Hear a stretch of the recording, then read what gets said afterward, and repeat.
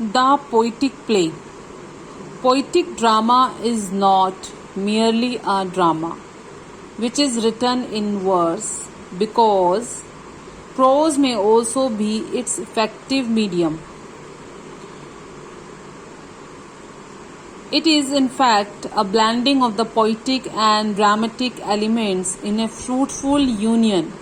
Here poetry is an integral part of the play, twinned with plot, character and their interplay, not an element of isolated beauty or lyricism for its own sake, as is the case with splendid lyricism in some parts of Marlowe's Dr. Faustus. For example, at the same time, the dramatic element must be capable of sustaining the poetic grace and intensity.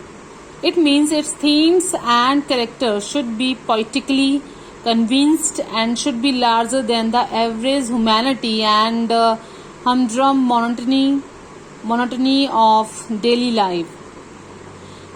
The passions and the emotions permitting them should be naturally productive of the poetic expressions, calculated to lift the mind of the spectator above the sphere of our ordinary joys and sorrows, and send the penetrating gaze of his inner vision far down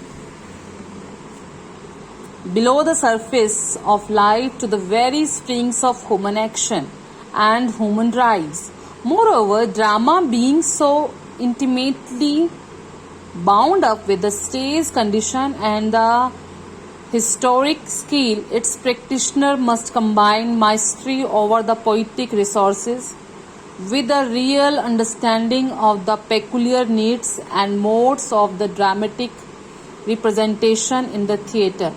The history of the poetic drama in England is littered with the frozen anatomies of poetic plays written by the distinguished poets of the 19th century who failed to subordinate poetry to the general dramatic spirit and adapt the plays to the conditions and requirements of the stage. Poetic drama reached its glorious peak in Elizabethan England, when the general condition of society and richness of language, combined with the whole nation's insatiable craving for amusement and edification, and the writer's intimacy with the theatre to make the stage a national institution. But the glory did not last long, and its decline was precipitated by the victory of the Puritan fanaticism, which sounded its death knell. When it was revived again in the Restoration era, the conditions had changed, and the heroic tragedy in a rhyming couplet was simply the fury and the violence of its ghost.